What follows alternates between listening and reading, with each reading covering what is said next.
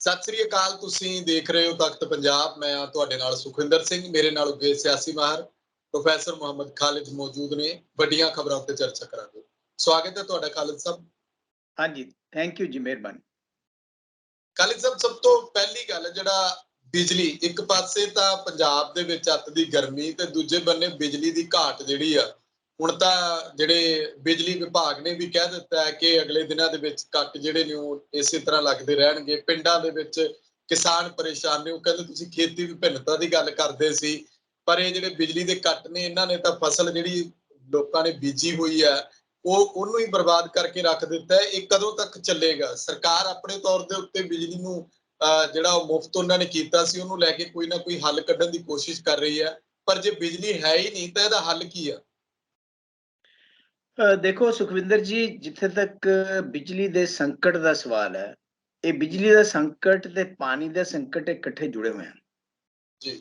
ਆਪਾਂ ਨੂੰ ਪਤਾ ਹੈ ਕਿ ਪਾਣੀ ਦੀ ਅਵੇਲੇਬਿਲਿਟੀ ਵੀ ਘਟਦੀ ਜਾ ਰਹੀ ਹੈ, ਜਿਹਦੀ ਵਜ੍ਹਾ ਕਰਕੇ ਡੈਮਾਂ ਦੇ ਵਿੱਚ ਪਾਣੀ ਘਟ ਰਿਹਾ ਹੈ ਔਰ ਬਿਜਲੀ ਦੀ ਪ੍ਰੋਡਕਸ਼ਨ ਜਿਹੜੀ ਹੈਗੀ ਹੈ ਉਹ ਵੀ ਘਟਦੀ ਹੈ। ਆਪਾਂ ਹਰ ਸਾਲ ਇਹ ਦੇਖਦੇ ਹਾਂ ਕਿ ਪਾਣੀ ਜਿਹੜਾ ਹੈਗਾ ਗੋਬਿੰਦ ਸਾਗਰ ਦੇ ਵਿੱਚ ਇੰਨਾ ਨੀਚੇ ਚਲਾ ਗਿਆ, ਇੰਨਾ ਨੀਚੇ ਚਲਾ ਗਿਆ। ਔਰ ਇਹ ਜਿਹੜਾ ਲੀਨ ਸੀਜ਼ਨ ਹੁੰਦਾ ਹੈ, ਇਸ ਸੀਜ਼ਨ ਦੇ ਵਿੱਚ ਪ੍ਰੋਬਲਮਸ ਆਉਂਦੀਆਂ। ਲੇਕਿਨ ਦੂਜੇ ਪਾਸੇ ਜਿਹੜੀ ਆਪਣੇ ਥਰਮਲ ਬਿਜਲੀ ਹੈ, ਥਰਮਲ ਬਿਜਲੀ ਦੇ ਜਿਹੜੇ ਤੁਹਾਨੂੰ ਮੈਂ ਦੱਸਿਆ ਸੀਗਾ, ਕਈ ਜਗ੍ਹਾ ਤੇ ਗੱਲ ਹੋਈ ਹੈ ਕਿ ਪਲਾਂਟ ਜਿਹੜੇ ਹੈਗੇ ਆ ਘਟਦੇ ਜਾ ਰਹੇ ਹੈ ਔਰ ਬਿਜਲੀ ਦੀ ਕੰਜ਼ੰਪਸ਼ਨ ਵੱਧਦੀ ਜਾ ਰਹੀ ਹੈ ਔਰ ਸਾਨੂੰ ਬਾਹਰੋਂ ਬਿਜਲੀ ਲੈਣੀ ਪੈਂਦੀ ਹੈ, ਪ੍ਰਾਈਵੇਟ ਸੈਕਟਰ ਤੋਂ ਉਹ ਮਹਿੰਗੀ ਲੈਣੀ ਪੈਂਦੀ ਹੈ। ਪੀਪੀਏ ਅਸੀਂ ਸਾਈਨ ਕੀਤੇ ਹੋਏ ਆ ਔਰ ਸਾਨੂੰ ਸਸਤੀ ਬਿਜਲੀ ਦੇਣੀ ਪੈਂਦੀ ਹੈ ਕਈ ਵਾਰ, ਕਿਉਂਕਿ ਲੋਕਾਂ ਦਾ ਪ੍ਰੈਸ਼ਰ ਬਹੁਤ ਹੁੰਦਾ ਹੈ। ਹੁਣ ਉੱਪਰੋਂ ਤੁਸੀਂ ਇਹ ਕਰਤਾ ਕਿ ਬਿਜਲੀ ਜਿਹੜੀ ਹੈਗੀ ਹੈ ਇਸ ਵਰਗ ਨੂੰ ਵੀ ਮਾਫ ਹੈ, ਇਸ ਵਰਗ ਨੂੰ ਵੀ ਜਿਹੜੀ ਹੈਗੀ ਹੈ ਅਸੀਂ ਸਬਸਿਡੀ ਦੇਵਾਂਗੇ, ਇਸ ਨੂੰ ਵੀ। ਜ਼ਿਆਦਾ ਲੋਕ ਸਬਸਿਡੀ ਦੇ ਅੰਡਰ ਆ ਗਏ ਔਰ ਬਹੁਤ ਘੱਟ ਲੋਕ ਉਹ ਬਚ ਗਏ ਜਿਹੜੇ ਕਿ ਪੂਰਾ ਬਿੱਲ ਪੇ ਕਰਨਗੇ। ਉਸ ਤੋਂ ਬਾਅਦ ਨਾਲ ਹੀ ਇਹ ਵੀ ਹੈ ਕਿ ਸਬਸਿਡੀ ਦੇਣ ਵਾਸਤੇ ਚਾਹੇ ਤੁਸੀਂ ਪ੍ਰਾਈਵੇਟ ਸੈਕਟਰ ਤੋਂ ਬਿਜਲੀ ਖਰੀਦੋ ਚਾਹੇ ਕੋਲਾ ਖਰੀਦੋ, ਪੈਸੇ ਦੇਣੇ ਪੈਣੇ ਆ। ਉਹ ਪੈਸੇ ਕਿੱਥੋਂ ਆਉਣਗੇ? ਤੁਹਾਡੇ ਕੋਲ ਆਮਦਨੀ ਦੇ ਸਾਧਨ ਜਿਹੜੇ ਹੈਗੇ ਉਹ ਵੀ ਘਟਦੇ ਜਾ ਰਹੇ ਹਨ। ਤਾਂ ਹੁਣ ਬਜਾਏ ਇਸਕੇ ਕਿ ਤੁਸੀਂ ਲੋਕਾਂ ਨੂੰ ਮੁਫਤ ਬਿਜਲੀ ਦੇ ਸਕੋ, ਬਿਜਲੀ ਆਪਣੇ ਆਪ ਦੇ ਵਿੱਚ ਹੀ ਬਹੁਤ ਵੱਡਾ ਸੰਕਟ ਹੈ। ਜਦੋਂ ਉਹਨੇ ਆਉਣਾ ਹੀ ਨਹੀਂ ਤਾਂ ਮੁਫਤ ਹੋਵੇ ਚਾਹੇ ਪੈਸਾ ਦੇ ਕੇ ਹੋਵੇ, ਜਦ ਬਿਜਲੀ ਅਵੇਲੇਬਲ ਹੀ ਨਹੀਂ ਹੈ ਜਾਂ ਤੁਸੀਂ ਪ੍ਰੋਵਾਈਡ ਨਹੀਂ ਕਰ ਸਕਦੇ, ਇਹ ਬਹੁਤ ਵੱਡਾ ਸੰਕਟ ਹੈ, ਖਾਸ ਤੌਰ ਪਰ ਇੰਡਸਟਰੀ ਨੂੰ ਔਰ ਐਗਰੀਕਲਚਰ ਸੈਕਟਰ ਨੂੰ। ਡੋਮੈਸਟਿਕ ਵਾਲੇ ਤਾਂ ਚੀਕਾਂ ਮਾਰ ਲੈਣਗੇ, ਰੌਲਾ ਪਾ ਲੈਣਗੇ, ਧਰਨਾ ਪ੍ਰਦਰਸ਼ਨ ਕਰ ਲੈਣਗੇ, ਲੇਕਿਨ ਇਕਨੋਮੀ ਨੂੰ ਜਿਹੜਾ ਨੁਕਸਾਨ ਹੋਣਾ ਹੈ ਉਹ ਜੇ ਤੁਸੀਂ ਬਿਜਲੀ ਜਿਹੜੀ ਹੈਗੀ ਐਗਰੀਕਲਚਰ ਸੈਕਟਰ ਨੂੰ ਨਾ ਦਿੱਤੀ ਜਾਂ ਇੰਡਸਟਰੀ ਨੂੰ ਨਾ ਦਿੱਤੀ। ਔਰ ਆਪਾਂ ਰੋਜ਼ ਅਖਬਾਰਾਂ 'ਚ ਪੜ੍ਹ ਰਹੇ ਹਾਂ ਕਿ ਕੋਇਲੇ ਦੀ ਘਾਟ ਜਿਹੜੀ ਹੈਗੀ ਹੈ ਉਹ ਕਾਫੀ ਜ਼ਿਆਦਾ ਹੈ। ਕੋਲਾ ਨਾ ਹੋਣ ਕਰਕੇ ਥਰਮਲ ਪਲਾਂਟ, ਕਿਸੇ ਕੋਲ 1 ਦਿਨ ਦਾ ਕੋਲਾ, ਕਿਸੇ ਕੋਲ 4 ਦਿਨ ਦਾ ਕੋਲਾ, ਬੰਦ ਹੋਣ ਦੀ ਕਗਾਰ ਤੇ। ਤਾਂ ਉਹਦੇ ਵਿੱਚ ਸਰਕਾਰ ਨੂੰ ਕੋਈ, ਜਿਸ ਵੇਲੇ ਸਰਕਾਰ ਇਹ ਸੋਚਦੀ ਹੈ ਕਿ ਅਸੀਂ ਭਾਈ ਬਿਜਲੀ ਮੁਫਤ ਦੇ ਸਕਦੇ ਹਾਂ, ਸਾਡਾ ਇੰਨਾ ਪਣਾ ਹੈ ਕਿ ਅਸੀਂ ਬਿਜਲੀ ਦੇ ਦਈਏ ਮੁਫਤ, ਤਾਂ ਨਾਲ ਹੀ ਸਰਕਾਰ ਨੂੰ ਇਹ ਵੀ ਸੋਚਣਾ ਚਾਹੀਦਾ ਹੈ ਕਿ ਬਿਜਲੀ ਕਿੱਥੋਂ ਕਿੱਥੋਂ ਅਸੀਂ ਲਿਆਈਏ ਔਰ ਕਿਵੇਂ ਕਿਵੇਂ ਆਪਾਂ ਦਈਏ ਬਿਜਲੀ। ਔਰ ਇਹ ਸੰਕਟ ਜਿਹੜਾ ਹੈਗਾ ਕੰਟੀਨਿਊ ਰਹੇਗਾ, ਖਾਸ ਤੌਰ ਪਰ ਆਪ ਇਹ ਮਹੀਨਾ ਅਪ੍ਰੈਲ ਦਾ, ਮਈ ਦਾ, ਜੂਨ ਦਾ ਬਾਰਿਸ਼ਾਂ ਤੱਕ। ਐਤਕੀ ਵੈਸੇ ਵੀ ਇਹਨਾਂ ਦਿਨਾਂ ਦੇ ਵਿੱਚ ਬਾਰਿਸ਼ਾਂ ਨਹੀਂ ਹੋਈਆਂ, ਜਿਹਦੀ ਵਜ੍ਹਾ ਕਰਕੇ ਆਪਣਾ ਜਿਹੜਾ ਕਣਕ ਹੈ, ਕਣਕ ਤੁਹਾਨੂੰ ਪਤਾ ਹੈ ਵੀ ਉਹਦਾ ਵਜ਼ਨ ਘਟ ਗਿਆ, ਜਿਹਦੀ ਵਜ੍ਹਾ ਕਰਕੇ ਕਿਸਾਨ ਨੂੰ ਕਾਫੀ ਨੁਕਸਾਨ ਉਹਦਾ ਜਿਹੜਾ ਹੈਗਾ ਹੋਇਆ। ਤਾਂ ਅਗਰ ਬਿਜਲੀ ਨਾ ਆਈ, ਅੱਗੇ ਨੂੰ ਫਸਲਾਂ ਨਹੀਂ ਬੋਈਆਂ ਜਾਣੀਆਂ, ਉਹਦਾ ਪ੍ਰਭਾਵ ਜਿਹੜਾ ਹੈਗਾ ਆਮ ਜਨਤਾ ਦੇ ਵੀ ਪੈਣਾ ਹੈ ਔਰ ਸਾਡੇ ਇਕਨੋਮਿਕ ਸੈਕਟਰਸ ਦੇ ਉੱਪਰ ਵੀ ਪੈਣਾ। ਇਹਦੇ ਨਾਲ ਨਾਲ ਲੋਕਾਂ ਦੇ ਕੰਨਾਂ ਦੇ ਵਿੱਚ ਪ੍ਰੋਫੈਸਰ ਸਾਹਿਬ ਗਰੰਟੀਆਂ ਵੀ ਵੱਜਦੀਆਂ ਨੇ ਨਾ। ਇਹ ਕਹਿੰਦੇ ਸੀ ਕਿ 24 ਘੰਟੇ ਦੇਖੋ ਬਿਜਲੀ ਉਹ ਤਾਂ ਆਪਾਂ ਗੱਲ ਕਰ ਹੀ ਲੈਤੀ ਹੈ ਕਿ ਦੇਖੋ ਤੁਸੀਂ, ਆਪਾਂ ਪਹਿਲਾਂ ਵੀ ਇਹ ਗੱਲ ਕਰ ਚੁੱਕੇ ਹਾਂ ਕਈ ਵਾਰ ਕਿ ਜਿਸ ਵੇਲੇ ਪੋਲੀਟੀਕਲ ਪਾਰਟੀਆਂ ਗਰੰਟੀਆਂ ਦਿੰਦੀਆਂ ਨੇ ਜਾਂ ਵਾਅਦੇ ਕਰਦੀਆਂ ਨੇ ਇਲੈਕਸ਼ਨ ਦੇ ਵੇਲੇ ਲੋਕਾਂ ਤੋਂ ਵੋਟਾਂ ਲੈਣ ਵਾਸਤੇ, ਉਹਨਾਂ ਦੇ ਮੂਹਰੇ ਹਨੇਰੀ ਆਈ ਹੁੰਦੀ ਹੈ, ਉਹਨਾਂ ਨੂੰ ਹੋਰ ਕੁਝ ਨਹੀਂ ਦਿਖ ਰਿਹਾ ਹੁੰਦਾ ਸਿਵਾਏ ਵੋਟ ਦੇ। ਵੀ ਵੋਟ ਲੈ ਲਈਏ, ਉਹਦੇ ਵਾਸਤੇ ਚਾਹੇ ਅਸੀਂ ਕਹੀਏ ਵੀ ਤੁਸੀਂ ਤਾਰੇ ਤੋੜ ਕੇ ਲਿਆ ਕੇ ਤੁਹਾਨੂੰ ਦੇ ਦਿਆਂਗੇ, ਚੰਦ ਤੋੜ ਕੇ ਲਿਆ ਕੇ ਤੁਹਾਨੂੰ ਦੇ ਦਿਆਂਗੇ, ਲੇਕਿਨ ਇੱਕ ਵਾਰ ਸਾਨੂੰ ਵੋਟ ਪਾ ਦਿਓ, ਇੱਕ ਵਾਰ ਅਸੀਂ ਪਾਵਰ ਦੇ ਵਿੱਚ ਆ ਜਾਈਏ। ਪਾਵਰ 'ਚ ਆ ਕੇ ਜੋ ਹੁੰਦਾ ਆਪਾਂ ਨੂੰ ਪਤਾ ਹੀ ਹੈ, ਸਾਰੀਆਂ ਪੋਲੀਟੀਕਲ ਪਾਰਟੀਆਂ ਇਦਾਂ ਹੀ ਕਰਦੀਆਂ। ਔਰ ਮੈਂ ਦੇਖ ਰਿਹਾ ਹੈਗਾ ਕਿ ਲੋਕ ਵੀ ਵਿਚਾਰੇ ਕਿੱਧਰ ਜਾਣ, ਵੋਟ ਉਹਨਾਂ ਨੇ ਪਾਉਣੀ ਹੈ, ਲੈਸਰ ਈਵਲ ਚੁਣਨਗੇ, ਲੇਕਿਨ ਇਹ ਹੈਗਾ ਵੀ ਜਿਹਨੂੰ ਵੀ ਚੁਣਨਗੇ ਉਹ ਨਿਕਲਦਾ ਉਸ ਤਰ੍ਹਾਂ ਦਾ ਹੀ ਹੈ ਕਿ ਲੋਕਾਂ ਦੇ ਨਾਲ ਜਿਹੜੇ ਵਾਅਦੇ ਹੁੰਦੇ ਆ ਉਹ ਕੋਈ ਵੀ ਪੋਲੀਟੀਕਲ ਪਾਰਟੀ ਪੂਰੇ ਨਹੀਂ ਕਰਦੀ। ਚਲੋ ਤੁਸੀਂ 100% ਨਹੀਂ ਤਾਂ 50% ਕਰ ਲਓ, 70% ਕਰ ਲਓ, ਕੁਛ ਤਾਂ ਕਰੋ। ਹੁਣ ਆ ਜਿਹੜਾ ਹੈਗਾ ਲੇਟੈਸਟ ਤੁਸੀਂ ਵਾਅਦੇ ਕਰ ਚੁੱਕੇ ਆ ਕਿ ਅਸੀਂ ਬਿਜਲੀ ਦਾ ਸੰਕਟ ਉਹ ਕਰ ਦਿਆਂਗੇ, ਅਸੀਂ ਫ੍ਰੀ ਇਹ ਕਰ ਦਿਆਂਗੇ। ਤੁਹਾਨੂੰ ਮੈਂ ਦੱਸਾਂ ਸੁਖਵਿੰਦਰ ਜੀ, ਫ੍ਰੀ ਬਿਜਲੀ ਕਿਸੇ ਦੀ ਬਹੁਤ ਵੱਡੀ ਡਿਮਾਂਡ ਪੰਜਾਬ ਦੇ ਵਿੱਚ ਨਹੀਂ ਸੀ। ਪੰਜਾਬ ਦੇ ਵਿੱਚ ਡਿਮਾਂਡ ਇਹ ਸੀਗੀ ਕਿ ਬਿਜਲੀ ਦੇ ਰੇਟ ਘੱਟ ਕੀਤੇ ਜਾਣ। ਪੰਜਾਬ ਦੇ ਵਿੱਚ ਡਿਮਾਂਡ ਇਹ ਸੀ ਵੀ ਰੈਗੂਲਰ ਸਪਲਾਈ ਹੋਵੇ। ਤੁਸੀਂ ਇਸ ਕਰਕੇ ਕਿ ਅੱਗੇ ਹੋਰ ਜਗ੍ਹਾ ਤੇ ਇਲੈਕਸ਼ਨ ਹੈਗੇ ਆ, ਉਹਨਾਂ ਇਲੈਕਸ਼ਨ ਉੱਥੇ ਅਸੀਂ ਇਹ ਕਹਿਣਾ ਵੀ ਦੇਖੋ ਪੰਜਾਬ ਦੇ ਵਿੱਚ ਅਸੀਂ ਇਦਾਂ ਕਰਤਾ, ਪਹਿਲਾਂ ਦਿੱਲੀ ਦੇ ਵਿੱਚ ਕੀਤਾ ਸੀਗਾ, ਤੇ ਉਹਦੇ ਬਾਰੇ ਰੈਜ਼ਰਵੇਸ਼ਨਸ ਵੀ ਕਈ ਲੋਕਾਂ ਦੀਆਂ ਸਾਹਮਣੇ ਆਈਆਂ, ਜਿਹੜੇ ਕਿ ਕਹਿੰਦੇ ਆ ਕਿ ਜਿਹੜਾ ਜਿਹੜੀ ਹੈਗੀ ਹੈ ਰਿਜ਼ਰਵ ਕੈਟਾਗਰੀਜ਼ ਨੂੰ ਉਹੀ ਕਿਉਂ, ਸਾਨੂੰ ਕਿਉਂ ਨਹੀਂ 600 ਯੂਨਿਟ ਦੇ ਉੱਪਰ ਅਗਰ ਇੱਕ ਯੂਨਿਟ ਵੀ ਹੋ ਗਈ ਤਾਂ ਅਸੀਂ ਸਾਰੇ ਪੈਸੇ ਕਿਉਂ ਦਈਏ ਵਗੈਰਾ। ਇਹ ਜਿਹੜੀਆਂ ਚੀਜ਼ਾਂ ਹੈਗੀਆਂ ਨਾ ਸੁਖਵਿੰਦਰ ਜੀ, ਇਹਦੇ ਵਿੱਚ ਪੋਲੀਟੀਕਲ ਪਾਰਟੀਆਂ ਨੂੰ, ਬਲਕਿ ਮੈਂ ਕਹਿੰਦਾ ਕਿ ਕਨਸਟੀਟਿਊਸ਼ਨਲ ਹੋਣਾ ਚਾਹੀਦਾ ਹੈ ਕਿ ਭਾਈ ਜਿਹੜੀ ਤੁਸੀਂ ਗਰੰਟੀ ਕਰ ਰਹੇ ਹੋ, ਜਿਹਦੀ ਵਜ੍ਹਾ ਕਰਕੇ ਤੁਸੀਂ ਪਾਵਰ 'ਚ ਆਏ ਹੋ, ਤਾਂ ਤੁਸੀਂ ਉਹਦੇ ਵਾਸਤੇ ਵਚਨਬੱਧ ਹੋ। ਅਗਰ ਨਹੀਂ ਵਚਨਬੱਧ ਹੋ ਤਾਂ ਚੁੱਪ ਕਰਕੇ ਘਰ ਨੂੰ ਜਾਓ। ਇਹਦੇ ਬਾਰੇ ਕੋਈ ਲੀਗਲ ਉਹ ਹੋਣਾ ਚਾਹੀਦਾ ਚਾਰਾ ਜੋਈ ਇਹਦੇ ਉੱਪਰ। ਬੇਸ਼ੱਕ ਹੁਣ ਤੱਕ ਤਾਂ ਹੈਗਾ ਕਿ ਜਿਹੜੇ ਵਾਅਦੇ ਕੀਤੇ ਜਾਂਦੇ ਆ ਉਹਨਾਂ ਦੀ ਕੋਈ ਕਨਸਟੀਟਿਊਸ਼ਨਲ ਬੇਸ ਨਹੀਂ ਹੈ, ਕਨਸਟੀਟਿਊਸ਼ਨ ਉਹਨੂੰ ਪ੍ਰੋਟੈਕਟ ਨਹੀਂ ਕਰਦਾ, ਲੇਕਿਨ ਇਹਦੇ ਬਾਰੇ ਵੀ ਸੋਚਣਾ ਚਾਹੀਦਾ ਇਲੈਕਸ਼ਨ ਕਮਿਸ਼ਨ ਨੂੰ, ਕਿਉਂਕਿ ਅਲਟੀਮੇਟਲੀ ਵੋਟਾਂ ਦਾ ਜਿਹੜਾ ਪ੍ਰੋਸੈਸ ਹੈ ਉਹਦੇ ਪਰ ਡੈਮੋਕ੍ਰੇਸੀ ਖੜੀ ਹੈ। ਔਰ ਡੈਮੋਕ੍ਰੇਸੀ ਦੇ ਵਿੱਚ ਜੇ ਤੁਸੀਂ ਝੂਠ ਬੋਲ ਕੇ ਸੱਤਾ ਦੇ ਵਿੱਚ ਆਉਂਦੇ ਰਹੇ ਤਾਂ ਉਹਨੂੰ ਨੱਥ ਪਾਉਣ ਦੀ ਲੋੜ ਤਾਂ ਹੈ। ਇਸੇ ਤਰੀਕੇ ਦੇ ਨਾਲ ਪੰਜਾਬ ਦੇ ਵਿੱਚ ਵੀ ਆਪਾਂ ਦੇਖਦੇ ਹਾਂ, ਅਗਰ ਰੀਸੈਂਟਲੀ ਸਰਕਾਰ ਪਾਵਰ ਦੇ ਵਿੱਚ ਆਈ ਹੈ, ਉਹਨੇ ਵਾਅਦੇ ਕੀਤੇ ਹੈ ਔਰ ਉਹਨਾਂ ਨੇ ਇਹ ਵੀ ਕਿਹਾ ਸੀ ਟਾਈਮ ਬਾਉਂਡ ਇਹ ਕਰ ਦਿਆਂਗੇ, ਉਹ ਕਰ ਦਿਆਂਗੇ। ਉਹਦੇ ਮੁਤਾਬਕ ਅਗਰ ਨਹੀਂ ਹੁੰਦਾ ਤਾਂ ਲੋਕਾਂ ਦੀ ਕਚਹਿਰੀ ਤਾਂ ਚਲੋ ਬਾਅਦ ਦੇ ਵਿੱਚ ਹੈਗੀ ਹੈ, ਲੇਕਿਨ ਕਾਨੂੰਨੀ ਤੌਰ ਤੇ ਵੀ ਕੋਈ ਚਾਰਾ ਜੋਈ ਹੋਣੀ ਚਾਹੀਦੀ ਹੈ। ਇੱਕ ਜਿਹੜੀ ਹੋਰ ਖਬਰ ਸਾਹਮਣੇ ਆ ਰਹੀ ਹੈ ਕਿ ਜਿਹੜੇ 600 ਯੂਨਿਟ ਲੈਣ ਦੇ ਲਈ ਲੋਕਾਂ ਨੇ ਡਬਲ ਮੀਟਰ ਲਵਾਉਣ ਦੀ ਕੋਸ਼ਿਸ਼ ਕੀਤੀ। ਹੁਣ ਸਰਕਾਰ ਕਹਿੰਦੀ ਕਿ ਨਹੀਂ, ਉਹਦੇ ਵਿੱਚ ਵੀ ਕੁਝ ਤਬਦੀਲੀਆਂ ਕਰਤੀਆਂ ਕਿ ਆਪਣੀ ਰਜਿਸਟਰੀ ਦਿਖਾਓ ਵੱਖੋ ਵੱਖਰੀ, ਕਾਨੂੰਨੀ ਤੌਰ ਉੱਤੇ ਵੱਖਰੇ ਹੋਣਾ ਦਿਖਾਓ। ਇਹ ਤਾਂ ਕਈ ਘਰਾਂ 'ਚ ਤਾਂ ਪਹਿਲਾਂ ਵੈਸੇ ਲੱਗੇ ਵੀ ਹੋਏ ਨੇ ਕਈ ਥਾਵਾਂ ਤੇ ਮੀਟਰ ਵੱਖੋ ਵੱਖਰੇ। ਦੇਖੋ ਇਹ ਚੀਜ਼ ਜਿਹੜੀ ਹੈਗੀ ਹੈ ਇਹ ਸਾਨੂੰ ਪਹਿਲਾਂ ਹੀ ਦਿਸ ਰਹੀ ਸੀਗੀ ਕਿ ਜਿਸ ਵੇਲੇ ਤੁਸੀਂ 600 ਯੂਨਿਟ ਕਰੋਗੇ, ਮੇਰੇ ਘਰੇ ਅਗਰ 600 ਯੂਨਿਟ ਤੋਂ ਵੱਧ ਖਰਚ ਹੁੰਦਾ ਹੈ ਤਾਂ ਮੈਂ 1 ਮੀਟਰ ਹੋਰ ਲਵਾਉਣ ਦੀ ਕੋਸ਼ਿਸ਼ ਕਰੂੰਗਾ। ਔਰ ਜਿਹੜਾ 600 ਤੋਂ ਉੱਪਰ ਯੂਨਿਟ ਵਾਲਾ ਹੈਗਾ ਖਰਚ ਕਰਨ ਵਾਲਾ, ਹੋ ਸਕਦਾ ਉਹਦੇ ਘਰ ਵੀ ਪਹਿਲਾਂ ਵੀ 2 ਮੀਟਰ ਲੱਗੇ ਹੋਣ, ਜਾਂ ਉਹ ਕਿਸੇ ਹੋਰ ਤਰੀਕੇ ਦੇ ਨਾਲ ਘਰ ਦੀਆਂ ਵੰਡੀਆਂ ਦਿਖਾ ਕੇ ਮੀਟਰ ਜਿਹੜਾ ਹੈਗਾ ਲਵਾਉਣ ਦੀ ਕੋਸ਼ਿਸ਼ ਤਾਂ ਕਰੇਗਾ। ਕਿਉਂਕਿ ਜਿਸ ਵੇਲੇ ਤੁਸੀਂ ਲੋਕਾਂ ਨੂੰ ਇੱਕ ਆਦਤ ਪਾ ਦਿੰਦੇ ਆ ਕਿ ਅਸੀਂ ਇਹ ਫ੍ਰੀ ਇਹ ਸਾਰਾ ਕੁਝ ਦੇ ਰਹੇ ਹਾਂ, ਉਹ ਲੋਕਾਂ ਨੇ ਹਰ ਤਰ੍ਹਾਂ ਦਾ ਹਰਬਾ ਹੀਲਾ ਇਸਤੇਮਾਲ ਕਰਨਾ ਹੈ ਤਾਂ ਕਿ ਉਹਦਾ ਮੈਕਸਿਮਮ ਫਾਇਦਾ ਉਠਾਇਆ ਜਾਵੇ। ਔਰ ਮੈਂ ਇਹ ਗੱਲ ਪਹਿਲਾਂ ਵੀ ਆਪਾਂ ਨੇ ਹੋਈ ਹੈ ਕਿ ਜਿਸ ਵੇਲੇ ਤੁਸੀਂ ਲੋਕਾਂ ਨੂੰ ਬਜਾਏ ਇਸ ਦੇ ਕਿ ਰੈਗੂਲੇਟ ਕਰੋ ਬਿਜਲੀ ਦੀ ਸਪਲਾਈ, ਤੁਸੀਂ ਕਹੋ ਜੀ ਨਹੀਂ ਇਹ ਵੀ ਫ੍ਰੀ ਉਹ ਵੀ ਫ੍ਰੀ, ਮਿਲੇ ਚਾਹੇ ਨਾ ਮਿਲੇ, ਲੇਕਿਨ ਲੋਕ ਉਧਰ ਵੱਲ ਉਲਰਨਗੇ। ਔਰ ਇਹੀ ਨਹੀਂ, ਹੋਰ ਬੜੇ ਤਰੀਕੇ ਕਰਨਗੇ ਇਸਤੇਮਾਲ, ਜਿਹਦੇ ਨਾਲ ਬਿਜਲੀ ਜਿਹੜੀ ਹੈਗੀ ਹੈ। ਮੈਂ ਤੁਹਾਨੂੰ ਦੱਸਦਾ ਕਿ ਬਿਜਲੀ ਦੀ ਸਪਲਾਈ ਦੇ ਵਿੱਚ ਸਭ ਤੋਂ ਵੱਡਾ ਨੁਕਸ ਸਾਡੇ ਹੈਗਾ ਕਿ ਜਿਹੜੀ ਬਿਜਲੀ ਵੇਸਟ ਹੁੰਦੀ ਹੈ, ਜਿਸ ਵੇਲੇ ਤੁਸੀਂ ਬਿਜਲੀ ਇੱਕ ਜਗ੍ਹਾ ਤੋਂ ਦੂਸਰੀ ਜਗ੍ਹਾ, ਤਾਰਾਂ ਜਿਹੜੀਆਂ ਹੈਗੀਆਂ, ਇੰਨੀਆਂ ਪੁਰਾਣਾ ਸਾਡਾ ਸਾਰਾ ਇਨਫਰਾਸਟ੍ਰਕਚਰ ਹੈ, ਤੁਸੀਂ ਅੰਕੜੇ ਕੱਢ ਕੇ ਦੇਖੋ ਕਿ ਬਿਜਲੀ ਦੀ ਵੇਸਟੇਜ ਕਿੰਨੀ ਹੈ। ਉਹਦੇ ਨਾਲ ਹੀ ਬਹੁਤ ਘਰ ਪੂਰਾ ਹੋ ਸਕਦਾ ਹੈ, ਉਹ ਵੀ ਨਹੀਂ ਅਸੀਂ ਕਰ ਰਹੇ। ਆਪਾਂ ਫ੍ਰੀ ਦੇ ਮਗਰ ਤੁਰੇ ਹੋਏ ਆ, ਇਨਫਰਾਸਟ੍ਰਕਚਰ ਨੂੰ ਠੀਕ ਕਰਨ ਦੇ ਮਗਰ ਨਹੀਂ। ਅਗਰ ਉਹ ਸਾਰਾ ਹੋ ਜਾਵੇ, ਮੈਂ ਕਹਿੰਦਾ ਫੇਰ ਵੀ ਕਾਫੀ ਠੱਲ ਪੈ ਸਕਦੀ ਹੈ। ਔਰ ਮੈਨੂੰ ਨਹੀਂ ਲੱਗਦਾ ਕਿ ਸਰਕਾਰ ਕੋਲ ਕਿਸੇ ਤਰ੍ਹਾਂ ਦਾ ਕੋਈ ਮਕੈਨਿਜ਼ਮ ਇਸ ਵੇਲੇ ਹੈ ਕਿ ਇਸ ਸੰਕਟ ਨੂੰ ਖਤਮ ਕੀਤਾ ਜਾਊਗਾ, ਕਿਉਂਕਿ ਤੁਹਾਡੇ ਕੋਲ ਤੁਸੀਂ ਪੈਸੇ ਦੇਣੇ ਆ, ਪੈਸੇ ਤੁਹਾਡੇ ਕੋਲ ਹੈ ਕੋਈ ਨਹੀਂ, GST ਤੁਹਾਡੇ ਕੋਲ ਆਉਂਦਾ ਟਾਈਮ ਤੇ ਨਹੀਂ ਹੈ, ਸੈਂਟਰ ਗਵਰਨਮੈਂਟ ਕਹਿੰਦੀ ਹੈ ਜੀ ਤੁਸੀਂ GST ਤਾਂ ਸਾਡੇ ਕੋਲ ਹੈ ਨਹੀਂ, ਤੁਸੀਂ ਉਧਾਰ ਲੈ ਲਓ ਬੈਂਕਾਂ ਤੋਂ। ਇਹ ਤਾਂ ਹਾਲਤ ਹੋਈ ਪਈ ਹੈ। ਤਾਂ ਤੁਹਾਡੇ ਜਿਹੜੇ ਬਾਕੀ ਟੈਕਸਿਸ ਆ, ਸਾਰੇ ਟੈਕਸਿਸ ਵੀ GST ਚਲੇ ਗਏ, ਤੁਹਾਡੇ ਕੋਲ ਰਹਿ ਕੀ ਗਿਆ ਸਟੇਟਾਂ ਕੋਲ। ਇਸ ਕਰਕੇ ਮੈਨੂੰ ਨਹੀਂ ਲੱਗਦਾ ਕਿ ਸਰਕਾਰ ਇਸ ਵਾਅਦੇ ਨੂੰ ਪੂਰਾ ਕਰ ਪਾਏਗੀ, ਔਰ ਲੋਕ ਜਿਹੜੇ ਹੈਗੇ ਆ ਉਹ ਨੈਚੁਰਲੀ ਸਫਰ ਕਰਨਗੇ ਇਸ ਸਾਰੇ ਇਸ਼ੂ ਦੇ ਉੱਪਰ।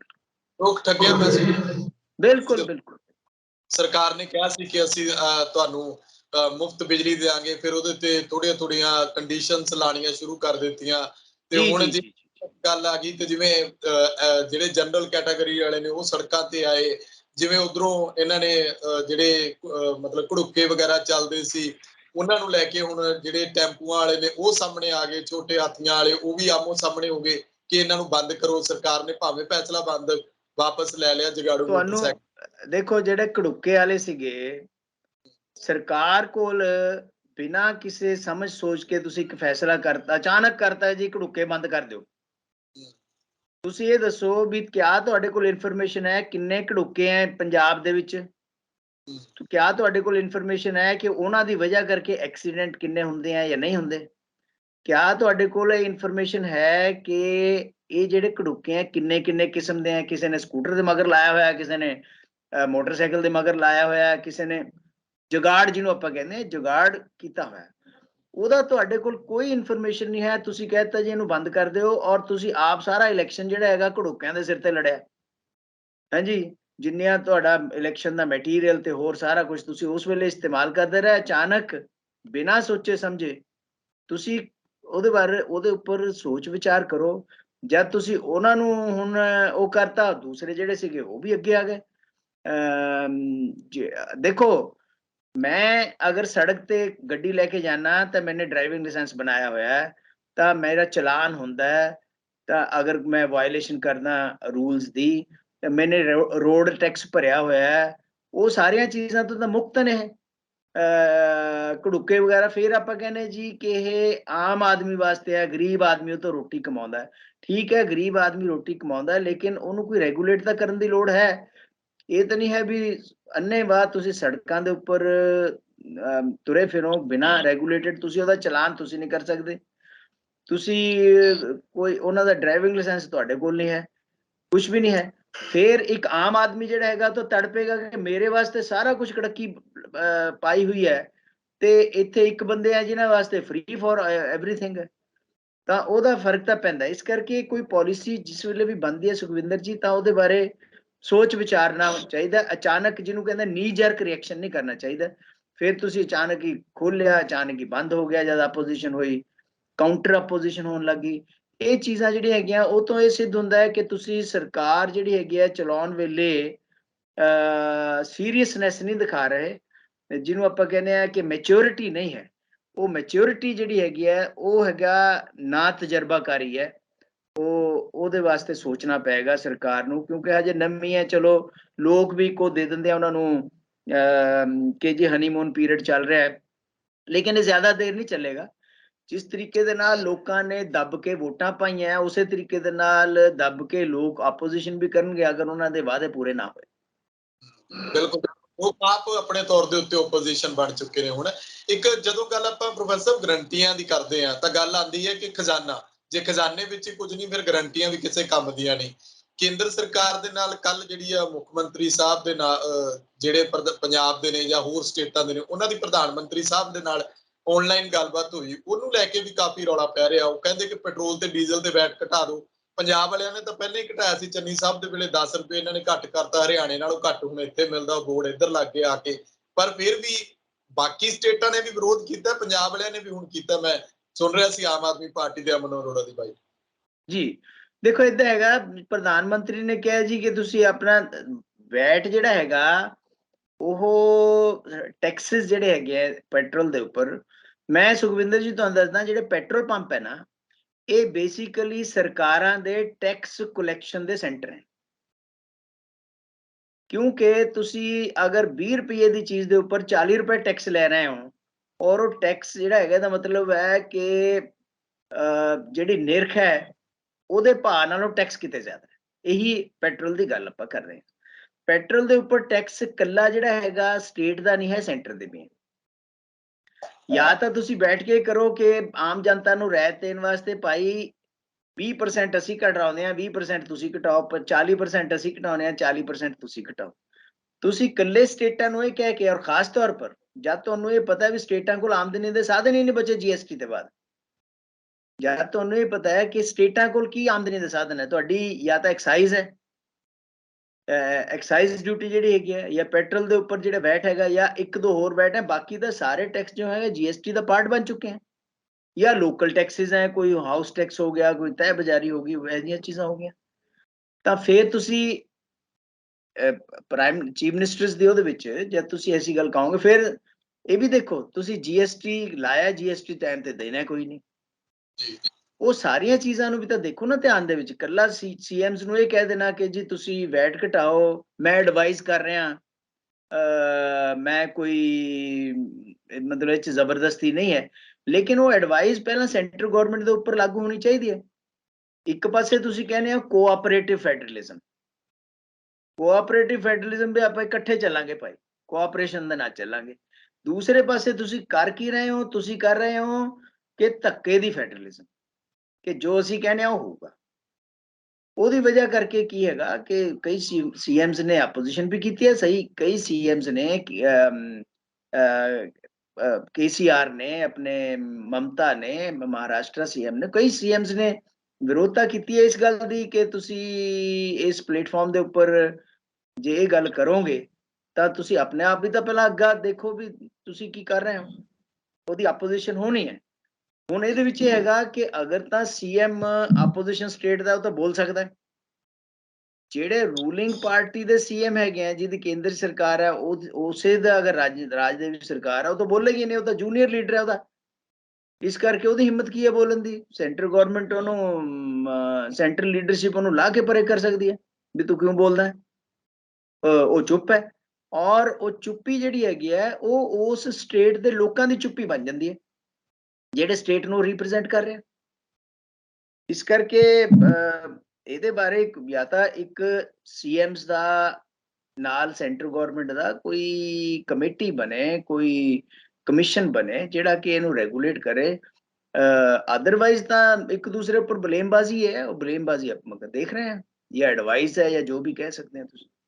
ਜੀ ਇਹਨਾਂ ਵਿਚਾਲੇ ਇੱਕ ਚਰਚਾ ਜੇ ਹੁਣ ਆਪਾਂ ਦਿੱਲੀ ਦੀ ਕਰ ਲਈਏ ਕਿ ਦਿੱਲੀ ਵਾਲਾ ਮਾਡਲ ਪੰਜਾਬ 'ਚ ਲਾਗੂ ਕਰਨਾ ਸੀ, ਸਮਝੌਤਾ ਵੀ ਹੋ ਗਿਆ ਨੌਲੇਜ ਸ਼ੇਅਰਿੰਗ ਦਾ, ਪਰ ਜਿਹੜੀਆਂ ਹੁਣ ਖਬਰਾਂ ਬਾਹਰਲੇ ਅਖਬਾਰਾਂ ਵਿੱਚ ਵੀ ਛਪ ਰਹੀਆਂ ਨੇ, ਲਗਾਤਾਰ ਆ ਰਹੀਆਂ ਸਾਹਮਣੇ ਕਿ ਉੱਥੇ ਕੂੜੇ ਦੇ ਡੰਪ ਨੂੰ ਅੱਗ ਲੱਗ ਗਈ, ਉਹ ਜਿਹੜਾ ਕਈ ਏਕੜ ਦੇ ਵਿੱਚ ਫੈਲਿਆ ਹੋਇਆ। ਪਤਾ ਹੀ ਹੈ ਲੋਕਾਂ ਨੂੰ ਜਿਹੜੇ ਦਿੱਲੀ ਜਾਂਦੇ ਨੇ, ਪਹਾੜ ਉੱਥੇ ਦਿੱਲੀ ਦੇ ਵਿੱਚ ਕੂੜੇ ਦੇ ਕਿੱਡੇ ਕਿੱਡੇ ਨੇ, ਉਹਦੇ ਨਾਲ ਧੂਆਂ ਪੈਦਾ ਹੋ ਰਿਹਾ, ਉਹਦੇ ਨਾਲ ਸਕੂਲਾਂ ਜਾ ਰਿਹਾ, ਲੋਕਾਂ ਦੇ ਘਰਾਂ ਤੱਕ ਬਿਮਾਰੀਆਂ ਫੈਲ ਰਹੀਆਂ ਨੇ।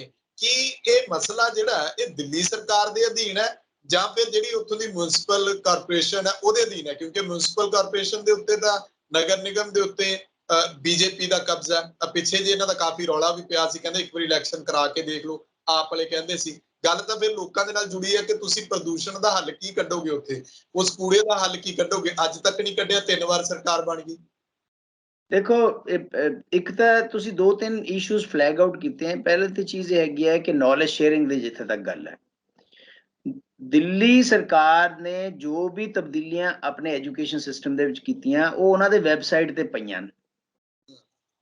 ਉੱਥੋਂ ਜਿਹੜੀ ਚੀਜ਼ ਤੁਹਾਨੂੰ ਵਧੀਆ ਲੱਗਦੀ ਹੈ ਉਹ ਚੱਕ ਕੇ ਤੁਸੀਂ ਇੰਪਲੀਮੈਂਟ ਕਰ ਸਕਦੇ ਹੋ। ਅਗਰ ਤੁਹਾਨੂੰ ਲੱਗਦਾ ਪੰਜਾਬ ਦੇ ਵਿੱਚ ਇੰਪਲੀਮੈਂਟ ਕਰ ਸਕਦੇ ਹੋ, ਉਹਦੇ ਵਿੱਚ ਕੋਈ ਸਮਝੌਤੇ ਦੀ ਕੋਈ ਵੱਡੀ ਗੱਲ ਹੈ ਨਹੀਂ। ਲੇਕਿਨ ਚਲੋ ਤੁਸੀਂ ਸਮਝੌਤਾ ਕਰ ਲਿਆ ਕਿਉਂਕਿ ਸੇਮ ਪੋਲੀਟੀਕਲ ਪਾਰਟੀਜ਼ ਦੀ ਸਰਕਾਰ ਹੈਗੀ ਹੈ ਪੰਜਾਬ ਦੇ ਵਿੱਚ ਤੇ ਦਿੱਲੀ ਦੇ ਵਿੱਚ। ਹੁਣ ਗੱਲ ਇਹ ਹੈਗੀ ਹੈ ਕਿ ਦਿੱਲੀ ਦਾ ਮਾਡਲ ਜਿਹੜਾ ਆਪਾਂ ਕਹਿ ਰਹੇ ਹਾਂ, ਦੇਖੋ ਦਿੱਲੀ ਬੇਸਿਕਲੀ ਇੱਕ ਟੋਟਲੀ ਅਰਬਨ ਸਿਟੀ ਹੈ, यानी कि सारी शहरी पॉपुलेशन है, और पॉपुलेशन दी नेचर भी दिल्ली दी डिफरेंट है पंजाब नालों। पंजाब दे विच ज़्यादातर ਆਪਾਂ ਸਕੂਲ ਜਿਹੜੇ ਹੈਗੇ ਆ ਪ੍ਰਾਇਮਰੀ ਸਕੂਲ ਹੈ, ਮਿਡਲ ਸਕੂਲ ਹੈ, ਹਾਈ ਸਕੂਲ ਹੈ, ਸੀਨੀਅਰ ਸੈਕੰਡਰੀ ਸਕੂਲ ਹੈ। ਜ਼ਿਆਦਾ ਸਕੂਲ ਜਿਹੜੇ ਹੈਗੇ ਆ ਉਹ ਗ੍ਰਾਮੀਣ ਯਾਨੀ ਕਿ ਪਿੰਡਾਂ ਦੇ ਵਿੱਚ ਹੈ। ਤਾਂ ਕਿਆ ਦਿੱਲੀ ਦਾ ਮਾਡਲ ਜਿਹੜਾ ਕਿ ਉੱਥੇ ਚਾਣਕਿਆਪੁਰੀ ਦਾ ਮਾਡਲ ਹੈ ਜਾਂ ਉੱਥੇ ਲਾਜਪਤ ਰਾਏ ਨਗਰ ਦਾ ਮਾਡਲ ਹੈ, ਉਹ ਭਾਦਸੋਂ ਜਾਂ ਤੁਸੀਂ ਜਾ ਕੇ ਉੱਥੇ ਤਰਨਤਾਰਨ ਦੇ ਵਿੱਚ ਲਾਗੂ ਕਰ ਸਕਦੇ ਹੋ ਸੇਮ ਮਾਡਲ? ਇਹ ਸੋਚਣ ਵਾਲੀ ਗੱਲ ਹੈ। ਇਸ ਕਰਕੇ ਉੱਥੇ ਉਹ ਕਹਿੰਦੇ ਜੀ ਸਾਡੇ ਜਿਹੜੇ ਬੰਦੇ ਹੈ ਉਹ ਫਿਨਲੈਂਡ ਜਾ ਕੇ ਐਜੂਕੇਸ਼ਨ ਲੈ ਕੇ ਆਏ ਥੇ ਕਿ ਦਿੱਲੀ ਦਾ ਮਾਡਲ ਕਿਵੇਂ ਚਲਾਉਣਾ। ਵੀ ਫਿਨਲੈਂਡ ਜਾਣ ਦੀ ਕੀ ਲੋੜ ਹੈ? ਤੁਹਾਨੂੰ ਆਪ ਹੀ ਪਤਾ ਤੁਹਾਡੇ ਕੀ ਰਿਕੁਆਇਰਮੈਂਟਸ ਹੈ, ਕਿਸ ਤਰ੍ਹਾਂ ਦੀ ਤੁਹਾਡੇ ਐਜੂਕੇਸ਼ਨ ਸਿਸਟਮ ਹੈ। ਤੇ ਫਿਨਲੈਂਡ ਨੇ ਕਿਉਂ, ਕਿਸੇ ਹੋਰ ਫਿਨਲੈਂਡ ਤਾਂ ਕੋਈ ਬਹੁਤ ਐਜੂਕੇਸ਼ਨ ਕਰਕੇ ਜਾਣਿਆ ਨਹੀਂ ਜਾਂਦਾ ਬਹੁਤ ਜ਼ਿਆਦਾ। ਲੇਕਿਨ ਤੁਸੀਂ ਕੀ ਕਰ ਰਹੇ ਹੋ ਕਿ ਇੱਕ ਇਹ ਸ਼ੋਅ ਕਰਨ ਵਾਸਤੇ, ਇਹ ਵੀ ਇੱਕ ਪੋਲੀਟੀਕਲ ਉਹ ਹੈਗੀ ਆ, ਉਹ ਸ਼ੋਅ ਕਰਨ ਵਾਸਤੇ ਕਿ ਦੇਖੋ ਜੀ ਅਸੀਂ ਉਹਨਾਂ ਤੋਂ ਨੌਲੇਜ ਸ਼ੇਅਰਿੰਗ ਲੈ ਰਹੇ ਹਾਂ ਤੇ ਠੀਕ ਹੈ ਲੈ ਲਓ, ਲੇਕਿਨ ਇੰਨਾ ਜ਼ਰੂਰ ਹੈ ਪੰਜਾਬ ਦਾ ਮਾਡਲ ਐਜੂਕੇਸ਼ਨ ਦਾ ਡਿਫਰੈਂਟ ਹੈ, ਦਿੱਲੀ ਦਾ ਐਜੂਕੇਸ਼ਨ ਦਾ ਇੱਕ ਦੂਸਰੇ ਦੇ ਉੱਪਰ ਲਾਗੂ ਨਹੀਂ ਹੈ। ਹਾਂ ਕੁਝ ਚੀਜ਼ਾਂ ਐਸੀਆਂ ਹੋ ਸਕਦੀਆਂ ਜਿਹੜੀਆਂ ਕਿ ਤੁਸੀਂ ਉੱਥੋਂ ਲੈ ਲਓ, ਇੱਥੋਂ ਉਹ ਲੈ ਲੈਣ, ਲੇਕਿਨ ਮਾਡਲ ਪੂਰਾ ਲਾਗੂ ਹੋ ਜਾਵੇ ਉਹ ਚੀਜ਼ ਨਹੀਂ ਹੈ। ਹੁਣ ਦੂਸਰੀ ਚੀਜ਼ ਜਿਹੜੀ ਤੁਸੀਂ ਕੀਤੀ ਹੈ ਡੰਪ ਦੇ ਬਾਰੇ, ਦੇਖੋ ਸਾਡੀ ਇਹ ਤਰਾਸਦੀ ਹੈ ਸ਼ਹਿਰਾਂ ਦੀ, ਖਾਸ ਤੌਰ ਤੇ ਪੂਰੇ ਪੰਜਾਬ ਦੇ ਵਿੱਚ ਵੀ, ਈਵਨ ਪੂਰੇ ਇੰਡੀਆ ਦੇ ਵਿੱਚ ਵੀ, ਜਿੰਨਾ ਆਪਾਂ ਕੂੜਾ ਪ੍ਰੋਡਿਊਸ ਕਰਦੇ ਆ ਉਹਨਾਂ ਉਹਦਾ ਕੁਝ ਵੀ ਪ੍ਰੋਸੈਸ ਨਹੀਂ ਕਰਦੇ। ਸ਼ਹਿਰਾਂ ਦੇ ਵਿੱਚ ਕਈ ਜਗ੍ਹਾ ਤੇ ਵੱਡੇ ਵੱਡੇ ਪਲਾਂਟ ਲੱਗ ਗਏ ਆ ਜਿੱਥੇ ਕਿ ਉਹਦੀ ਪ੍ਰੋਸੈਸਿੰਗ ਹੁੰਦੀ ਆ ਔਰ ਉਹਨੂੰ ਇਸਤੇਮਾਲ ਕੀਤਾ ਜਾਂਦਾ ਹੈ ਚਾਹੇ ਕਿਸੇ ਤਰੀਕੇ ਦੇ ਨਾਲ। ਲੇਕਿਨ ਜ਼ਿਆਦਾਤਰ ਸ਼ਹਿਰਾਂ ਦੇ ਵਿੱਚ ਕੂੜਾ ਜਿਹੜਾ ਹੈਗਾ ਜਾਂ ਤਾਂ ਨਾਲਿਆਂ ਦੇ ਵਿੱਚ, ਤੁਸੀਂ ਨਾਲੇ ਭਰੇ ਪਏ ਹੋਣਗੇ ਕੂੜਿਆਂ ਦੇ, ਜਾਂ ਸੜਕਾਂ ਦੇ ਆਲੇ ਦੁਆਲੇ ਪਿਆ ਹੋਊਗਾ, ਜਾਂ ਤੁਸੀਂ ਇੱਕ ਪਾਸੇ ਸਿੱਟੋਗੇ ਉੱਥੇ ਲੜਾਈਆਂ ਝਗੜੇ ਹੁੰਦੇ ਆ। ਉਹ ਕਹਿੰਦਾ ਵੀ ਸਾਡੇ ਪਿੰਡ ਦੇ ਨੇੜੇ ਨਹੀਂ ਡੰਪ ਹੋਣਾ ਚਾਹੀਦਾ, ਸਾਡੇ ਪਿੰਡ ਦੇ ਨੇੜੇ ਨਹੀਂ ਡੰਪ ਹੋਣਾ ਚਾਹੀਦਾ, ਕਿਉਂਕਿ ਅਗਰ ਡੰਪ ਤੁਹਾਡੇ ਪਿੰਡ ਕੋਲ ਆ ਗਿਆ ਉਹਦੇ ਵਿੱਚੋਂ ਬਦਬੂ ਆਏਗੀ, ਉਹਦੇ ਵਿੱਚ ਅੱਗਾਂ ਲੱਗਣਗੀਆਂ। ਆਪਣੇ ਚੰਡੀਗੜ੍ਹ ਹੀ ਸਾਡੇ ਡੰਪ ਹੈਗਾ ਐਡਾ ਬੜਾ, ਇੱਥੇ ਧਨਾਸ ਕੋਲ, ਲੋਕ ਰੋਜ਼ ਚੀਕਾਂ ਮਾਰਦੇ ਆ, ਉੱਥੇ ਕਿੰਨੀ ਵਾਰ ਅੱਗ, ਹੁਣੇ ਪਿੱਛੇ ਜੇ 2-3 ਵਾਰ ਅੱਗ ਲੱਗ ਚੁੱਕੀ ਹੈ। ਔਰ ਉੱਥੇ ਦਾ ਜਿਹੜਾ ਪ੍ਰਦੂਸ਼ਣ ਲੈਵਲ ਹੈ, ਸਟੱਡੀਜ਼ ਇਹ ਦੱਸਦੀਆਂ ਉਹ ਮੱਚ ਮੋਰ ਹੈ, ਔਰ ਉੱਥੇ ਕਈ ਤਰ੍ਹਾਂ ਦੀਆਂ ਬਿਮਾਰੀਆਂ ਜਿਹੜੀਆਂ ਹੈਗੀਆਂ ਉਹ ਵੀ ਇਹਦੇ ਵਿੱਚੋਂ ਹੁੰਦੀਆਂ ਹਨ, ਕਿਉਂਕਿ ਹਰ ਤਰ੍ਹਾਂ ਦਾ ਤੁਸੀਂ ਪ੍ਰੋਸੈਸ ਅਗਰ ਸਾਰਾ ਨਹੀਂ ਕਰਦੇ। ਦਿੱਲੀ ਦੀ ਤੁਸੀਂ ਗੱਲ ਕੀਤੀ ਹੈ, ਦਿੱਲੀ ਦੇ ਵਿੱਚ ਅਸੀਂ ਜਿਹੜਾ ਇਹ ਪਹਾੜ ਹੈ ਜਿਹੜਾ ਕਿ ਆਪਣੇ ਕਰਨਾਲ ਬਾਈਪਾਸ ਦੇ ਉੱਪਰ ਹੈ, ਤੇ ਉਹ ਐਡਾ ਵੱਡਾ ਹੋ ਗਿਆ ਸੀ, ਉਹਨੂੰ ਛੋਟੇ ਤੋਂ ਵੱਡਾ ਹੁੰਦਾ ਦੇਖਿਆ ਔਰ ਐਡਾ ਅਨਮੈਨੇਜੇਬਲ ਹੋ ਚੁੱਕਿਆ। ਔਰ ਉਹਦੇ ਪਰ ਜਿਹੜੀਆਂ ਅੱਗਾਂ, ਉਹਦੇ ਆਲੇ ਦੁਆਲੇ ਕੌਣ ਰਹਿੰਦੇ ਆ? ਉਹਦੇ ਆਲੇ ਦੁਆਲੇ ਗਰੀਬ ਲੋਕਾਂ ਦੀਆਂ ਬਸਤੀਆਂ, ਰੀਹੈਬਿਲਿਟੇਸ਼ਨ ਵਾਲੇ ਜਿਹੜੇ ਹੈਗੇ ਆ, EWS ਕਲੋਨੀਜ਼ ਹੈਗੀਆਂ। ਉਹ ਵਿਚਾਰੇ ਪਹਿਲਾਂ ਵੀ ਗਰੀਬ ਹੈ, ਇਲਾਜ ਨਹੀਂ ਕਰਵਾ ਸਕਦੇ, ਉੱਪਰੋਂ ਤੁਸੀਂ ਉਹ ਸਾਰਾ ਕੁਝ ਲਿਆ ਕੇ ਉਹਨਾਂ ਦੇ ਸਿਰ ਤੇ ਰੱਖਿਆ ਹੋਇਆ। ਉਹਦੀ ਵਜ੍ਹਾ ਕਰਕੇ ਉਹਨਾਂ ਨੂੰ ਤਾਂ ਨੁਕਸਾਨ ਨਹੀਂ ਨੁਕਸਾਨ ਹੈ। ਜਿਹੜਾ ਬੰਦਾ ਸਾਊਥ ਦਿੱਲੀ ਦੇ ਵਿੱਚ ਬੈਠਾ ਹੈ ਜਾਂ ਲੁਟੀਨ ਦਿੱਲੀ ਦੇ ਵਿੱਚ ਬੈਠਾ ਹੈ ਜਿੱਥੇ ਮੰਤਰੀ ਰਹਿੰਦੇ ਆ ਔਰ ਸਾਰਾ ਤਾਮ ਝਾਮ ਹੈ ਸਰਕਾਰ ਦਾ, ਉਹ ਤੋਂ ਤਾਂ ਬਹੁਤ ਦੂਰ ਹੈ, ਉਹਨਾਂ ਨੂੰ ਤਾਂ ਪਤਾ ਹੀ ਨਹੀਂ ਕੀ ਹੋ ਰਿਹਾ। ਉਹ ਤਾਂ ਉਹਨਾਂ ਨੂੰ ਪਤਾ ਲੱਗਦਾ ਜਿਹੜੇ ਪੰਜਾਬ ਆਉਂਦੇ ਆ ਜਾਂ ਹਰਿਆਣੇ ਆਉਂਦੇ ਆ ਕਿ ਹਾਂ ਵੀ ਇਹ ਕੂੜੇ ਦਾ ਹੋਏਗਾ। ਜਿਹੜਾ ਮਹਾਰਾਸ਼ਟਰਾ ਦਾ MP ਆ ਉਹ ਤਾਂ ਸਿੱਧਾ 에ਅਰਪੋਰਟ ਤੋਂ ਉੱਡਦਾ ਆਪਣੇ ਕੈਪੀਟਲ ਚਲਾ ਜਾਂਦਾ। ਇਸ ਕਰਕੇ ਇਹ ਜਿਹੜਾ ਹੈਗਾ, ਔਰ ਫਿਰ ਇੱਕ ਹੋਰ ਚੀਜ਼ ਹੈ, ਤੁਸੀਂ ਬਹੁਤ ਅੱਛੀ ਗੱਲ ਕੀਤੀ ਹੈ, ਬੜੀ ਦੇਰ ਤੋਂ BJP ਦਾ ਕਬਜ਼ਾ ਹੈਗਾ ਉੱਥੇ ਦੇ ਨਗਰ ਨਿਗਮਾਂ ਦੇ ਉੱਪਰ। ਹੁਣ ਉਹਨਾਂ ਨੂੰ ਇਕੱਠੇ ਵੀ ਕਰ ਰਹੇ ਆ, ਉਹ ਕਹਿੰਦੇ ਜੀ ਅਸੀਂ ਇੱਕ ਕਰ ਦੇਣਾ। ਲੇਕਿਨ ਗੱਲ ਇਹ ਹੈਗੀ ਹੈ ਕਿ ਕਿਆ ਨਗਰ ਨਿਗਮ ਜਿਹੜੇ ਹੈਗੇ ਆ ਉਹ ਆਪਣੀ ਜ਼ਿੰਮੇਵਾਰੀ ਦਿਖਾਉਂਦੇ ਆ? ਦੋ ਚੀਜ਼ਾਂ ਨੇ ਇਹਦੇ ਵਿੱਚ, ਇੱਕ ਤਾਂ ਜਿਹੜੀਆਂ ਵੀ ਅਨਆਥੋਰਾਈਜ਼ਡ ਕਲੋਨੀਜ਼ ਬਣਦੀਆਂ, ਜਿਹੜੀ ਜਿਹਨੂੰ ਕਹਿੰਦੇ ਆ ਅਰਬਨ ਗਰੋਥ, ਉਹ ਗਰੋਥ ਜਿਹਦਾ ਕੋਈ ਅਨਪਲੈਨਡ ਗਰੋਥ ਹੈ, ਔਰ ਦੂਸਰੇ ਹੈ ਕੂੜੇ ਦਾ। ਇਹਦਾ ਮਸਲਾ ਜਦ ਤੱਕ ਹੱਲ ਨਹੀਂ ਹੁੰਦਾ ਉਸ ਵੇਲੇ ਤੱਕ ਤੁਸੀਂ ਇੱਕ ਦੂਸਰੇ ਉੱਪਰ ਦੂਸ਼ਣਬਾਜ਼ੀ ਹੀ ਕਰ ਸਕਦੇ ਹੋ, ਔਰ ਇਹ ਬਹੁਤ ਵੱਡਾ ਮਸਲਾ ਹੈ। ਵੈਸਟਰਨ ਕੰਟਰੀਜ਼ ਦੇ ਵਿੱਚ ਜਿਨ੍ਹਾਂ ਦੀ ਐਗਜ਼ਾਮਪਲ ਦਿੰਦੇ ਆ ਆਪਾਂ, ਜਿਹਨਾਂ ਨੂੰ ਕਹਿੰਦੇ ਆ ਉੱਥੇ ਸਟੱਡੀ ਕਰਕੇ ਆਏ ਐਜੂਕੇਸ਼ਨ, ਉੱਥੇ 90 ਤੋਂ 95% ਜਿਹੜਾ ਗਾਰਬੇਜ ਹੈ ਉਹਦੀ ਪ੍ਰੋਸੈਸਿੰਗ ਹੁੰਦੀ ਹੈ, 2-4% ਰਹਿ ਜਾਂਦਾ ਜਿਹਦੀ ਪ੍ਰੋਸੈਸਿੰਗ ਨਹੀਂ ਹੁੰਦੀ। ਜਿਨ੍ਹਾਂ ਦੀ ਤੁਸੀਂ ਗੱਲ, ਤੁਸੀਂ ਉਹਨਾਂ ਵਰਗੇ ਬਣਨਾ ਫਿਰ ਹਰ ਤਰ੍ਹਾਂ ਨਾਲ ਬਣੋ। ਇਹ ਥੋੜੀ ਹੈ ਵੀ ਤੁਸੀਂ ਇੱਕ ਚੀਜ਼ ਦੇ ਮਗਰ ਲੱਗ ਗਏ, ਤੁਸੀਂ ਸਾਰਾ ਕੁਝ ਦੇਖੋ ਨਾ। ਔਰ ਇਹ ਤਾਂ ਬਹੁਤ ਵੱਡਾ ਇਸ਼ੂ ਹੈ, ਔਰ ਇਹ ਇਸ਼ੂ ਐਸਾ ਜਿਹੜਾ ਕਿ ਪਰਮਾਨੈਂਟ ਹੈ, ਜਿਹੜਾ ਗਾਰਬੇਜ ਦਾ, ਕੂੜੇ ਦਾ ਇਸ਼ੂ ਹੈ, ਇਹ ਤਾਂ ਕਦੇ ਨਾ ਮੁੱਕਣ ਵਾਲਾ ਹੈ। ਤੁਸੀਂ ਬੰਬੇ ਹੈ ਜਾਂ ਵੱਡੇ ਵੱਡੇ ਜਿਹੜੇ ਸ਼ਹਿਰ ਹੈ ਜਿੱਥੇ ਕਿ ਮਿਲੀਅਨਸ ਆਫ ਟਨ ਕੂੜਾ ਜਿਹੜਾ ਹੈਗਾ ਉਹ ਪ੍ਰੋਡਿਊਸ ਹੁੰਦਾ ਡੇਲੀ ਦੇ ਹਿਸਾਬ ਨਾਲ, ਔਰ ਖਾਸ ਤੌਰ 'ਤੇ ਜਿਹੜੀ ਟੌਕਸਿਕ ਵੇਸਟ ਹੈ, ਜਿਹੜੀ ਆਪਣੇ ਹਸਪੀਟਲਸ ਦਾ ਦੀ ਵੇਸਟ ਹੈਗੀ ਹੈ, ਉਹਨੂੰ ਕਿਵੇਂ ਪ੍ਰੋਸੈਸ ਕਰਨਾ, ਉਹ ਸਾਰੀਆਂ ਚੀਜ਼ਾਂ ਜਿਹੜੀਆਂ ਹੈਗੀਆਂ ਉਹਦੇ ਬਾਰੇ ਸਰਕਾਰਾਂ ਕਹਿੰਦੀਆਂ ਨੇ ਅਸੀਂ ਇਹ ਕਰ ਰਹੇ ਹਾਂ ਉਹ ਕਰ ਰਹੇ ਹਾਂ, ਲੇਕਿਨ ਐਕਚੁਅਲੀ ਨਹੀਂ ਹੋ ਰਿਹਾ ਹੈ। ਔਰ ਇਸ ਕਰਕੇ ਮੈਨੂੰ ਲੱਗਦਾ ਹੈ ਕਿ ਇਹ ਜਿਹੜਾ ਇਸ਼ੂ ਹੈ ਇਹ ਦਿੱਲੀ ਦੀ ਸਰਕਾਰ ਤੇ ਸੈਂਟਰ ਗਵਰਨਮੈਂਟ ਨੂੰ ਮਿਲ ਕੇ ਕਰਨਾ ਚਾਹੀਦਾ ਹੈ। ਈਵਨ ਇੱਥੇ ਵੀ ਚੰਡੀਗੜ੍ਹ ਦੇ ਵਿੱਚ ਵੀ ਜਾਂ ਈਵਨ ਅੰਮ੍ਰਿਤਸਰ ਜਾਂ ਪਟਿਆਲੇ ਜਿੱਥੇ ਜਿੱਥੇ ਵੀ ਇਸ ਤਰ੍ਹਾਂ ਦੇ ਇਸ਼ੂਜ਼ ਹੈਗੇ ਆ, ਇਹਨੂੰ ਪ੍ਰਾਇੋਰਟੀ ਤੇ ਲੈਣਾ ਚਾਹੀਦਾ ਹੈ। ਆਪਾਂ ਸਮਾਰਟ ਸਿਟੀ ਵੀ ਬਣਾਉਣ ਲੱਗੇ ਹਾਂ, ਲੇਕਿਨ ਕੂੜੇ ਦਾ ਜਿਹੜੀ ਹੈਗੀ ਬਦਬੂ ਮਾਰਦੀ ਹੈ ਪੂਰੇ ਸ਼ਹਿਰ ਦੇ ਵਿੱਚੋਂ, ਆਪਾਂ ਸਮਾਰਟ ਸਿਟੀ ਬਣਾਉਣ ਤੁਰੇ ਫਿਰਦੇ ਹਾਂ।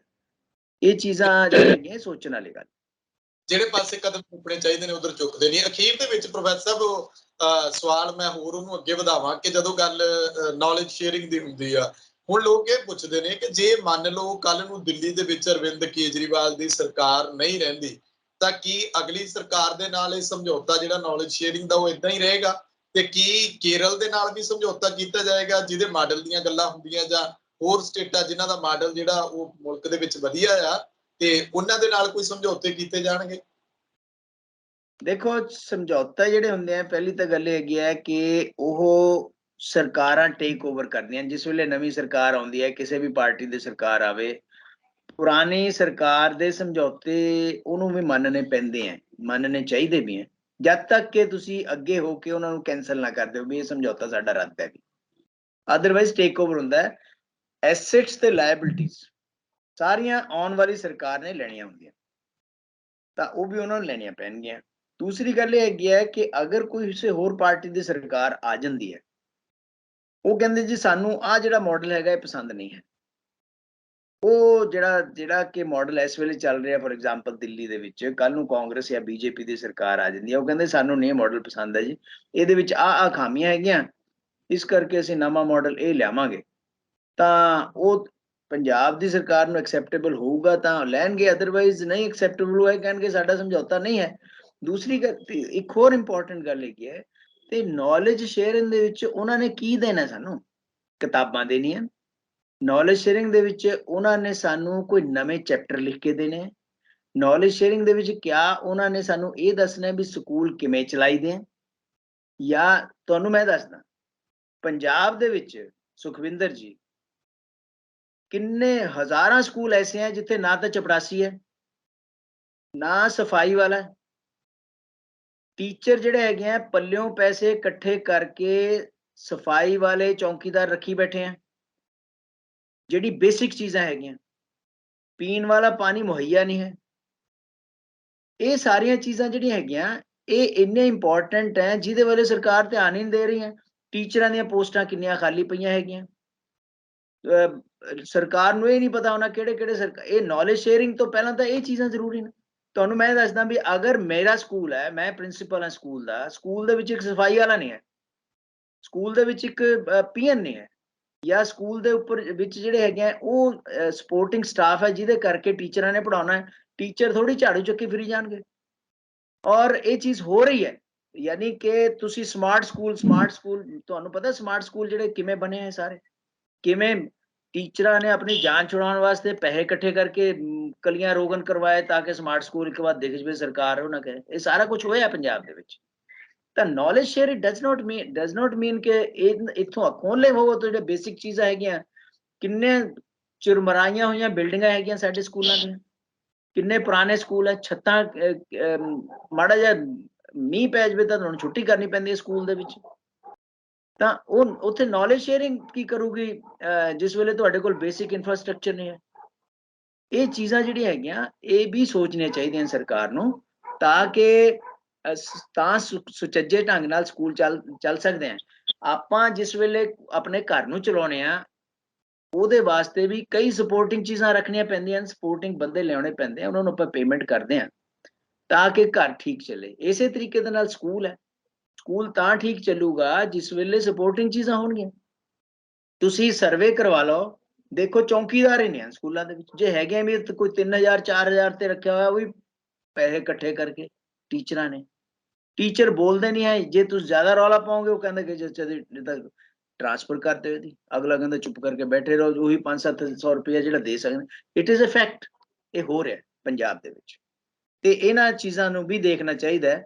ਬਾਕੀ ਨੌਲੇਜ ਤਾਂ ਹਰ ਜਗ੍ਹਾ ਅੱਜ ਅਵੇਲੇਬਲ ਹੈ, ਹਰ ਤਰ੍ਹਾਂ ਦਾ ਮਾਡਲ ਅਵੇਲੇਬਲ ਹੈ।